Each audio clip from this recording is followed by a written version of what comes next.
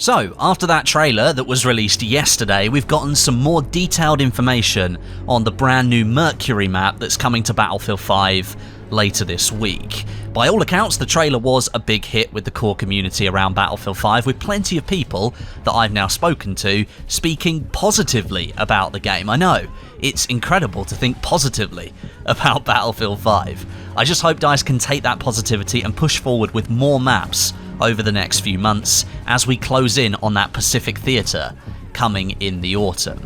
But before we get into that extra Mercury info, a word from our sponsor Elgato and their brand new Stream Deck XL. The Stream Deck XL puts even more creative power at your fingertips with a larger overall design than the previous Stream Deck. 32 separate LCD keys spaced across a brand new chassis. They can all be programmed to a huge number of different functions within your editing software, all the way through to running a live stream. Click the link in the description to find out more. Right then, let's get into those Mercury details. We're going to start off with the general description for the map. DICE said they've based the combat on the actions that took place during Operation Mercury in 1941. You're going to be deploying onto the coast of Crete, where the invading German forces are battling the Allied resistance on the island.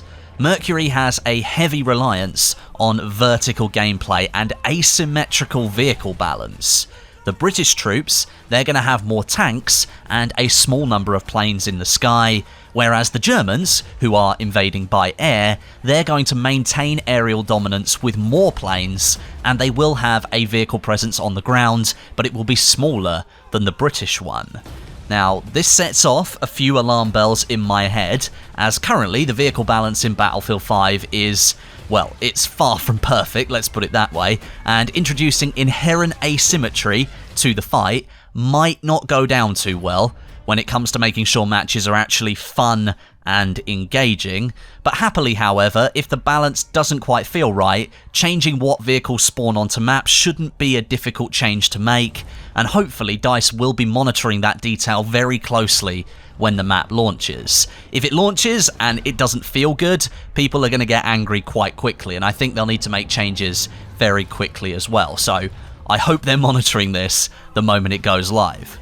The Mercury map is going to cater to pretty much all different types of playstyles available within Battlefield 5. It's been built to support the all-out war that we know Battlefield can display fantastically, but that's something that's been oddly absent from Battlefield 5 so far, so it'll be interesting to see how it all comes together here on the new Mercury map. Apparently, according to the team, shades of 3 previous maps from previous Battlefield games can be felt here on Mercury. We've got Battlefield 1942's Guadalcanal, which I hear was a brilliant map, but that was released well before my time began within the franchise. Then there's Battlefield 4's Altai Range, apparently that's a comparative map as well, although that map was set around a mountain somewhere in Asia, and Mercury is set on a sunny beach in Crete, so perhaps don't believe everything you read. And Altai Range was a pretty bad map in my opinion as well. And then finally, Battlefield 1's Monte Grappa. I quite enjoyed that map. The main theme, though, from all of those 3 maps is verticality and vertical gameplay. Mercury is going to feature lots of scenarios where you're going to be looking up and down for enemies as opposed to left and right. There's going to be a lot of rocky slopes to look out for, and those can be used as good cover when you're attacking certain objectives. The tempo of gameplay across the map is going to vary quite a bit. Different flags spaced across the area are going to heavily favour different weapons, different classes, and different vehicles. There's going to be areas where SMGs can thrive, and areas where support players with their MMGs, they're going to be able to go toe-to-toe with recon players who are looking to snipe them. And of course, there will be more open areas where ground vehicles and planes will be able to get stuck into the action. And with that, let's have a look at some of the areas that we're going to be fighting for on this map. There are 5 different flag points in total. Firstly, Capture Point A, this one is called Cove. It's a quiet beach near a crashed German transport plane that sits at the edge of the water. Rocky cliffs surround the area, protecting it from long-range attacks, and this creates some vertical gameplay engagements between players on the beach and those on the rocks above.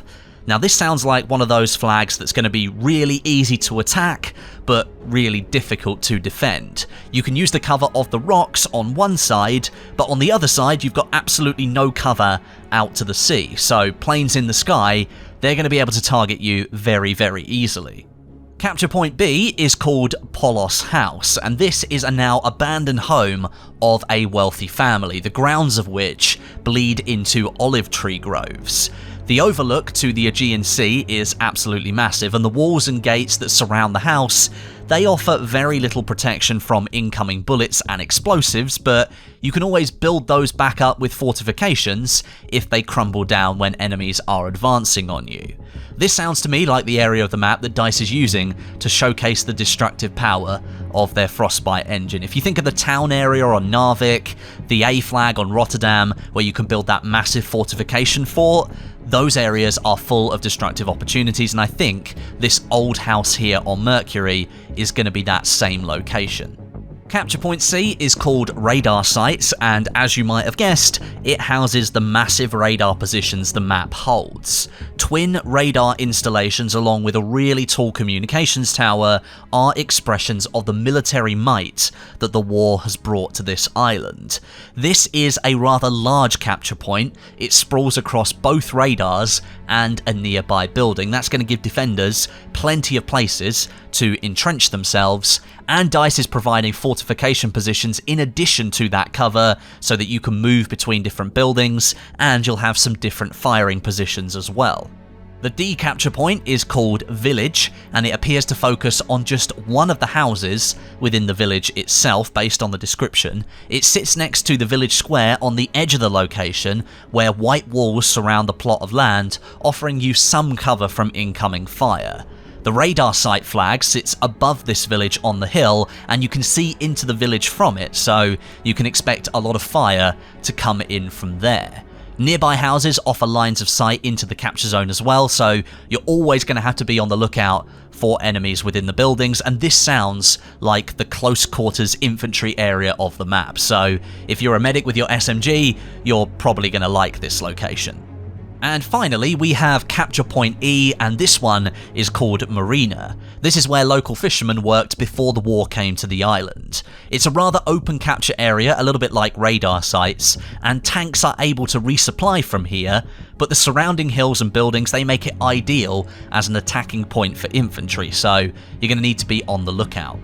The overall map setup here on Mercury does appear to be quite linear. It runs right along the coastline rather than extending any further inland, and there is a full airfield included on this mini-map here, and you can see it in the trailer as well. That's very much likely going to be part of some other game modes besides Conquest. I can see that one being in the Breakthrough game mode. Right now, according to the in-game files, the map is set to support all game modes that Battlefield 5 offers, which is great news, and it will be included in a Greece Grand Operation later on this year when DICE releases the second Greek map called Merita. That's coming out in Chapter 4 in June and July. I've got to say, overall, after watching the trailer yesterday and then getting this extra information here today, I am really looking forward to this brand new map. Having spoken to a couple of members of the DICE team, this map was made in partnership between DICE LA and DICE Stockholm, so it's a joint effort across the studios, and that bodes pretty well. The only thing I am concerned about at this point, and I did mention it earlier on in the video, is the asymmetry between the two factions, with one of them having heavier tank influence and the other having more aerial firepower. It remains to be seen how that plays out in public servers as opposed to DICE's internal playtests. We know those can be very, very different. Oh, and one final thing, this map is going to have dolphins on it, and you can probably swim with them. I wonder if they'll boost morale like the Snowman does on Narvik. So that's about everything that we know about the Mercury map that's dropping in a couple of days' time. If you didn't get to see the trailer in full for this map yet, make sure you head over to the Battlefield YouTube channel and give it a watch. It is a really good trailer, this one. And make sure you stay tuned for more videos on this channel that I've got planned for this week, because I'll be bringing you brand new gameplay of the Mercury map as soon as I can on Thursday when it releases, and there will be some more interesting news to cover besides that as well, so make sure you're tuned in. Hit that thumbs up button if you liked the video and subscribe if you loved it. And thank you very much for watching today. I'll catch you guys in the next video.